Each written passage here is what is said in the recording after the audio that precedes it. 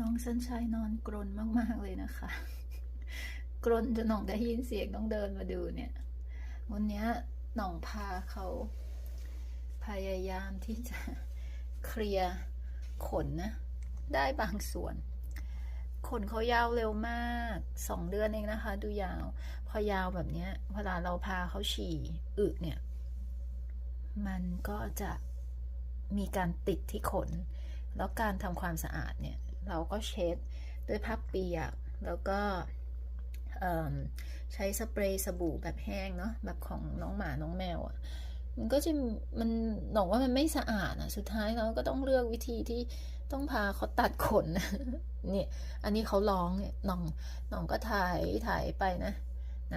ก็ได้ยังไม่เรียบร้อยเนี่ยเดี๋ยววันนี้ต้องจัดการให้เกลี้ยงก็ยังสภาพเดิมเป็นแมวพิการเป็นแมวอัมพาตเดินขาลาก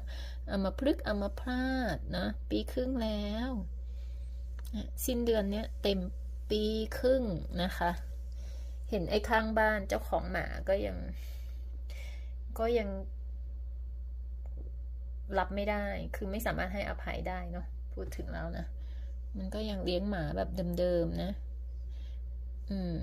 ปล่อยหลังบ้านแล้วมันไม่ดูเนี่ยสัญชัยก็เป็นถ้าออกนอกบ้านแล้วโดนกัดจะไม่รู้สึกเนาะโดนหมากัดเพราะแมวเราออกไปเสนอหน้าอยู่นอกบ้านแต่เขาโดนกัดเพราะว่าหมาปีนรั้วเข้ามานะมันก็รับไม่ได้สงสารมากๆเลยสงสารสัญชัยมากๆเลยเขาจะนอนอยู่ตรงเนี้ยอุ่นๆตรงหน้าต่างสักประมาณ3 ชั่วโมงเดี๋ยวก็จะพาเขาออกเดี๋ยววันนี้ต้องเคลียร์ขนให้เรียบร้อยตลกมากเลยอ่ะตลกมากเลยชันชัย